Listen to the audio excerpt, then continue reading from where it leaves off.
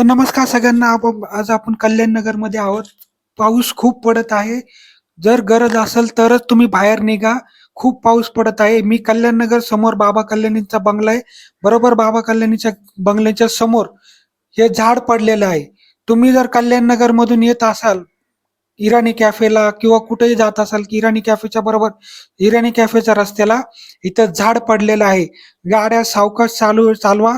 बरोबर बाबा कल्याणी यांच्या घराच्या समोर हे पूर्णपणे झाड पडलेलं आहे. ही सकाळची वेळ सकाळी व्हिडिओ काढलेला आहे मी.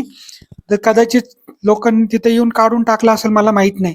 पण कृपया गाडी हळू चालवा. आणि पावसाचा दिवस आहे. कृपया गाडी हळू चालवा. गरज असेल तरच बाहेर पडा.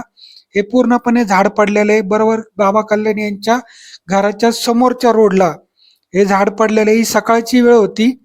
सकाळी बरोबर 10 वाजता हा व्हिडिओ काढलेला आहे.